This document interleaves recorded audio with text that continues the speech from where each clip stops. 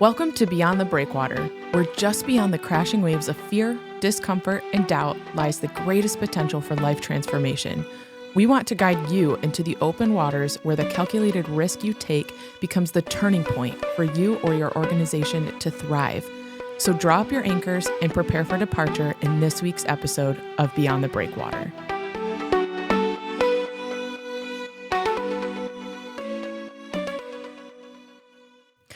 Welcome back, everyone, to another episode of Beyond the Breakwater. I am Lyndsay, and this is Ed. Hi, Ed. Oh, it's so fun to do this, isn't it, Lyndsay? I love setting you up to say the same thing every time. I think I always blame it on you that you say the same thing, but I set you up the same every time. So the same question or the same comment every time. I'm gonna have to switch it up. But this week we are back and we are talking about a tension that we have been feeling a lot. We've talked about it a little bit in each episode, I think. But really, we just wanted to dedicate an entire episode to kind of living in the tension of when you serve people, is it enough to just serve and love someone, or should there be something more? Should there always be the gospel presented? So, Ed, kind of what has been your experience about why we are talking about this? Maybe talk about your experience with why that keeps coming up. It seems to keep coming up, Lyndsay, because when people see some of the ministries that we do, for example, the grocery store, when people come to the bridge, we charge 5 cents over what we pay for it. And people are just loved. I mean, from the moment they walk in, it's just, we're so glad you're here. They're greeted at the door. Even Walmart, caught on years ago that they put greeters at the door. And because Walmart did it, all these other places did it. Just having somebody right there at the entrance to the store makes all the difference when you're like, hi, welcome. We're so glad you're here. Mm-hmm. And that seems to be a game changer. So when people walk into the bridge, that's the first thing that they encounter is that there's a volunteer behind the counter and they're like, we're so glad you're here. Have you been here before? And if they say yes, we're like, well, welcome back. We're glad you're here. If not, then we say, can we tell you a little bit about the store? And it's such a welcoming atmosphere. And they just feel loved. They feel cared for. We have people that come to the bridge, every single day we're open. And I know we've chatted about this before. Like, I don't ever go to the grocery store unless I have to. But we have people that come back every time, and they just buy usually one item. And we know why they're there, because they're being loved and they're being cared for. Mm-hmm. So we look and we see the tremendous value of being Jesus to every person that walks in the door. Mm-hmm. And then we've noticed with time, just give it a little bit of time. And when we ask how they're doing and they're not doing well, that's a chance for us to say, would you like to talk about it? Can we pray about it? Mm-hmm. How can I help you? How can I serve you? And oftentimes that leads to incredible ministry. And it's impromptu. It happens right on the spot or when we're taking a grocery cart out. So we see the value of loving people deeply. And that's what the scriptures talk about. Love people deeply from the heart. Yeah. But here's the tension. Yep. Then when I share this sometimes, especially with pastors, so I'm going to pick on pastors a little bit. Pastors will always ask me, so did you tell them about Jesus? No. Well, you should have. Mm-hmm. You shouldn't be doing anything with food unless you're going to tell people about Jesus. Mm-hmm. And then I watch almost like a fence. Some are like, you shouldn't do anything if you're not going to give a gospel presentation. And others are like, is it okay to just love them? Mm-hmm. And, we've wrestled with this over these last 10 years. I mean, that we've been doing these kinds of ministries. And I think every time it comes up, I think it solidifies where I'm at. So I'm not going to just share where I'm at right away, but we'll save that for later. But I just want to at least highlight that people have really judged us. Mm-hmm. And we do a lot of these, what we might call like a mini conference, almost every month now that people come up. It's a Beyond the Breakwater event. Yeah. And we teach our principles.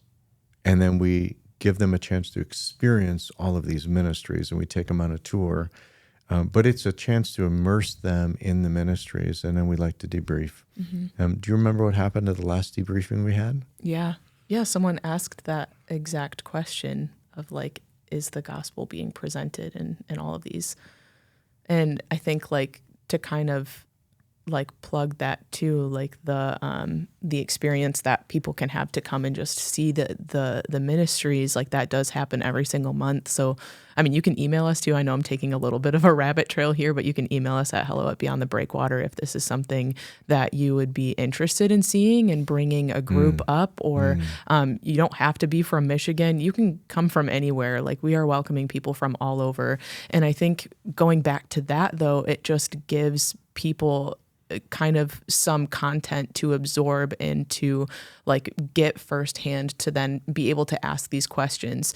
And I mean, people can ask them accusatory, but I think a lot of them just come from like the genuine nature of their heart of like, is it okay? Like playing devil's advocate for the sake of learning. So that question being like, is it enough? Like, how did you respond to the person asking this question? How I responded is that it's always enough to just love people deeply. I mean, God loved us. I mean, he loved us so much that he gave his son for us. And I think it's enough to just love. And when we look at Jesus, and I think that's the model we have to go back to, every time Jesus healed, did he always give some kind of a gospel presentation? No. Always? Did he always, for every person that he healed, did he say, the kingdom of God is near? Did he say, okay, see you in the synagogue on Saturday? Right. I only remember one situation where when the 10 lepers were healed, he told them, go show yourself to the priest. But that was by law in the Old Testament, that if you were healed of leprosy, the priest had to declare you clean. So he was following the law, and he was sending them back to the priest for that. But other than that, we never see Jesus saying, okay, because I healed you, now I expect you to do something. He would just love them, and he would love them deeply. And when he would hug the lepers, that they probably hadn't been hugged in years, and he would just hug them. Or he would heal somebody and give them their sight back. He just loved them. Yeah. And I think they felt and experienced his love. I think the church is called to do the same. But I want to be careful that we don't just say, never share. Right. Because I think we we see that in Jesus's ministry as well. And I think that might be where some of the tension starts to surface, is because we look at Jesus's ministry and I think can only typically reflect on the Sermon on the Mount, or like his teaching in parables, or taking the disciples in smaller groups and asking them questions and telling stories. And so we see that and interpret it as like that is what we also ought to do. But there is that other side to his ministry where he healed people and he fed them. And there are people in the Gospels that we see that he healed, and I don't know what happened to them after that. It doesn't say that they went on to like tell everybody that they knew about it. Some did. Some Jesus said, don't tell anybody about this. Some we just see it as characters in the story, and we don't know what their life looked like. Right. So I guess my question is then, what is the balance of those things when we see in Jesus's ministry both the teaching and preaching side and the loving, the ministry side? Yeah, I think that's a good question. I think it comes back to the why. If we answer the why, I think this will become really clear. If you're not clear in your why, if you're just going to love people and that's all you're going to do, and that's your why, I think it very easily can just become a social ministry that anybody could do. It doesn't have to be a church. It could be an agency. It could be an unbelieving group of people. It can be anybody. I think where the church is different is that our why is different. Our why is reaching one more life with Jesus. That's our why. That's our mission as a church. So every ministry is like, we want people to know who Jesus is. Yeah. So we're always reminding ourselves, this is the mission, that when they walk in the door, we want to point them to Jesus. We want to love them the way Jesus did. We want to be always ready for those conversations. We want to be ready to love them and care for them in their spiritual life. Yeah. But we may or may not get that opportunity, but I think that's always our bent, if you will. Like, this is about Jesus. This is about your eternity. This is about your spiritual life. And we're going to meet your need because that's why you're here. But it's always going to be our why is we want you to know who Jesus is. Yeah. So how often is that happening in the ministries? Well, I think with all the ministries we have going on right now, it's every day. All we have to do is ask any one of our managers, like, tell us a story. When did you get to share Jesus? When did you get to be Jesus, genuinely be Jesus to somebody? And they all have stories. And it's rare that they're like, I don't have a story. They can point back and go, I have a story. Maybe it was 2 days ago, but they have a story.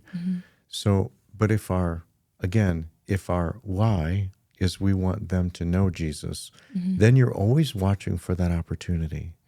And the bridge is a good example because like on Wednesdays, a lot of businesses come in and they're running the store. And so it's the same thing that if we're always thinking about telling them about why we're doing this, which is about Jesus, or we invite them at the bridge, we always start with prayer. So whoever the team is, it doesn't matter where you come from. We start with prayer. Would you like to join us? And I don't think we've ever had somebody say no. Everybody always joins us. So they know from the start as a volunteer, this is why you're here. Right. Believer or not, this is why we're here. So I think maybe from our side, if you start with, we want you to know who Jesus is, then loving is always pointing towards Jesus. Right. And I think from that too, if we start with our why, it's hard to share our why if there is not a what. And so Correct. we have the food ministry, we have a transportation ministry, healthcare, like those are our whats. And it's because of our what that we get to explain our why. Does that make sense? Yeah, that's correct. Because otherwise, if you have a great why and you want somebody to know who Jesus, but you don't have the what, how do you do it? Right. If you don't have a food ministry and nobody comes for food, you never get to say why because you don't have a food ministry. And so, okay, you're kind of leading us down another path here. Yeah. Because sometimes people will be very critical, and I think pastors are the most critical. They want to know, okay, so you served all these people today, hundreds of people today. How many of them did you have a chance to tell about Jesus? How many of them are coming to your church now because that's their hook? They're evaluating the success of the ministry based upon how many people walk in the church. And I don't see it that way, and that's where sometimes they want to be critical of me. Yeah, I think the question can then be reversed to that pastor who it's like, okay, how many people did you share the gospel with this week? And I think that's kind of the tension that we're sitting in because a lot of churches their ministries are happening Sunday mornings where a majority of people in your building are already believers that you don't have to share the gospel with. So it's going back to that. If you don't have the what to explain your why, then you're not really given many opportunities as a corporate church, as like a body of believers to share the gospel. Like we have that as individuals in our everyday, in where God is leading us in your workplace, with your neighbors, grocery stores. But I think the greatest thing that the church can do as like that corporate space is to provide avenues of what, so that individuals can also step in the volunteer arena to explain the why of why we're doing those things. I think what you're saying is brilliant. I love it. I haven't thought about it that way before, and I love it, that you need the what in order to do the why. You're right, but you start with the why. Why are we doing this? And the what gives you that opportunity to say the why. Yeah. I'm wondering, though, just kind of my question, when pastors want to really challenge me on this and say, well, you've just reduced it down to a social ministry. No, we haven't, because we always want to be able to tell somebody about Jesus. That's the why. And then when they ask, well, how many? And you're like, well, if you're going to use that as a marker and as a litmus of how effective the ministry is, and I can't point to something, I think this is what I'm suspicious. If I can't show that, how many people came to church, joined the church, got saved in the church, if I can't show that, I think they feel like they're off the hook. See, what you're doing doesn't work anyways. So if it doesn't work anyways, then why should I do it? And because usually we're the host and there are guests, I don't want to be harsh. Right. But you're right. I mean, you asked this question. So show us what you're doing that's more effective, where you get to say what you believe in Christ and you get to share the love of Christ with somebody when you don't have the what. And so sometimes what we'll say is, look, until you figure something out better, why don't you try what we're trying? Right. Because we have opportunities almost every single day to share the love of Jesus. and to tell somebody about Jesus or pray with them or Right. minister to them in an area of their need. And with people that would have never, ever come through the doors of our church building. And so it's just, it's such an amazing thing to have multiple ministries as open doors by the avenue of needs, whether that be food, transportation, healthcare, jobs, childcare. We've talked about all of those, but it's like these are people that we can meet in their needs. We can see those who are unseen and love them in a way that like they know who Jesus is and his character because of how the church is loving them. You know, one of the most, I think, interesting ministries we're doing now is the healthcare clinic. It's interesting because the other ministries, we wait for the opportunity, especially if something's going on in their life, to share the love of Christ, not in action, but in words. The healthcare clinic's different because when people come in, we say, would you like the provider to pray with you? I mean, that's head on. You know, there's like no beating around the bush. Would you like prayer? And it's so interesting. Sometimes pastors will be, well, how many of them go to your church then?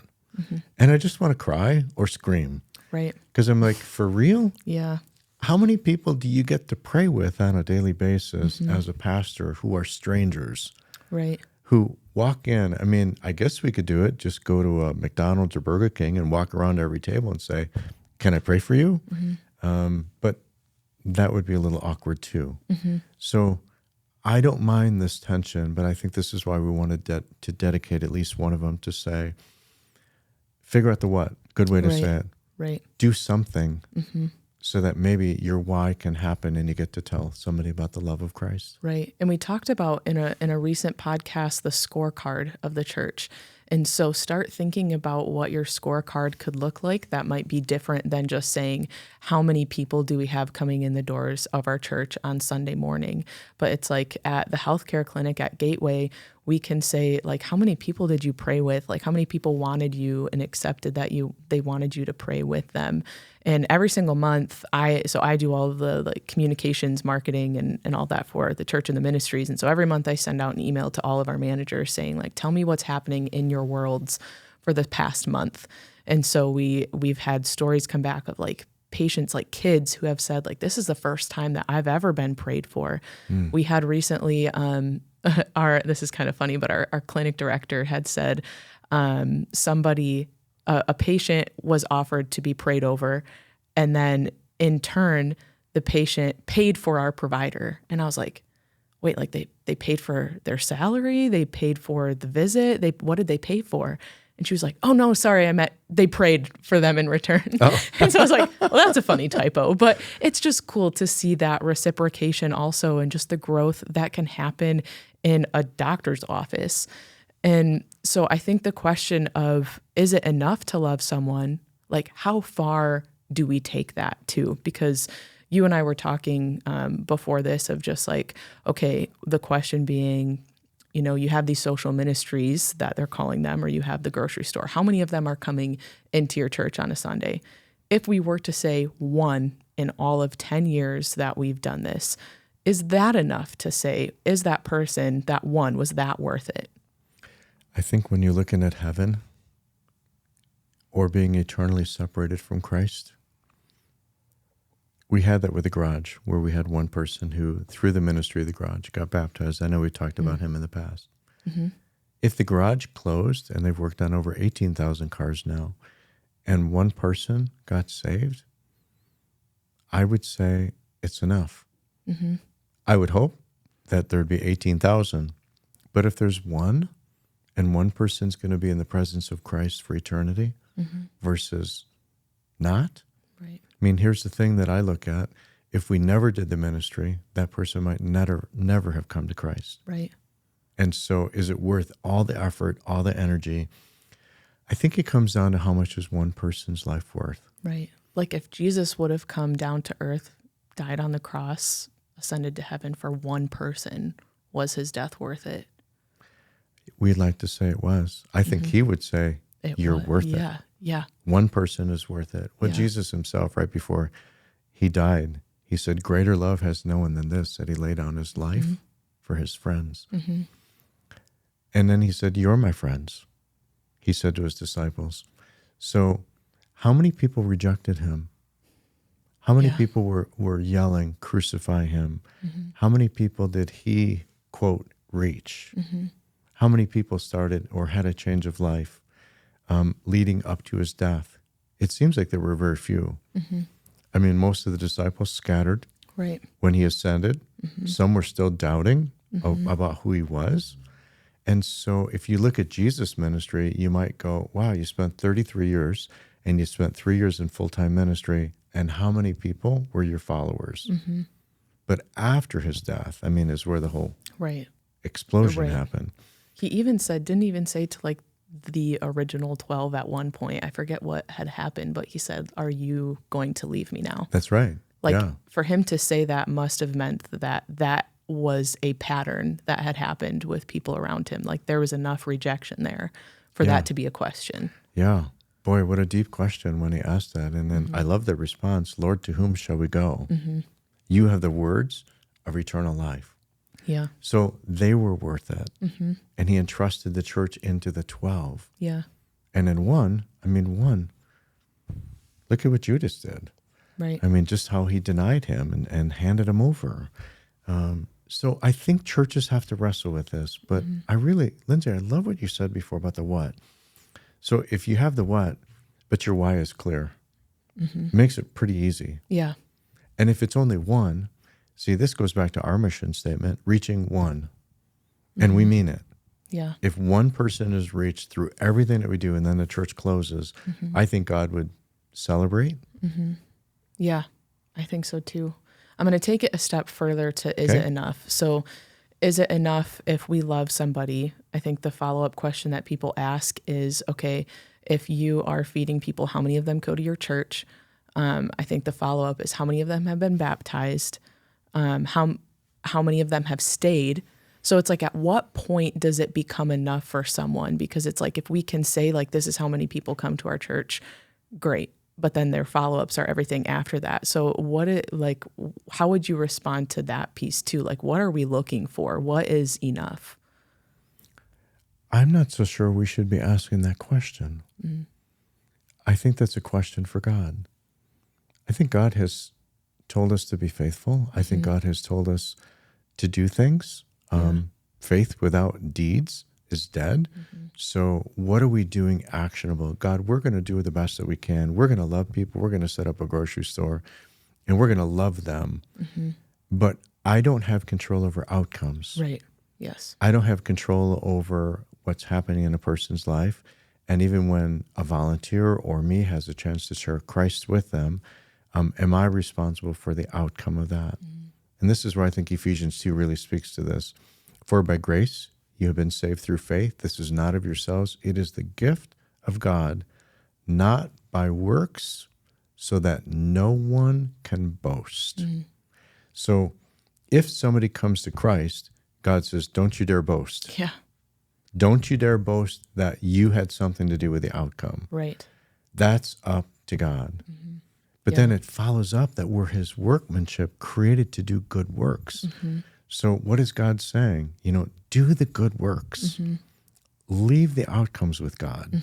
Love people deeply from the heart. Introduce them. Keep pointing the way to Christ. But I think we have to get out of the way and say, okay, God, I did everything I could. But now you have to really do your work. Right. Yeah. Yeah. We're not responsible for that enoughness. And we're always going to be longing for more. I think that's that tension that pastors, as they're visiting, as they're seeing the ministries, I think we are people of like looking forward to what is next.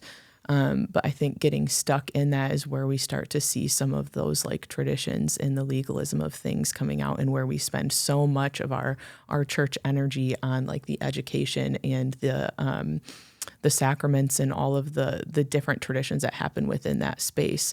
But I think it goes back to that scorecard. Like, what can your scorecard look like that doesn't make you responsible for the outcomes, but simply the activities to allow God to work within those? Right. I'd like to direct this a little bit differently for Sure. the time remaining.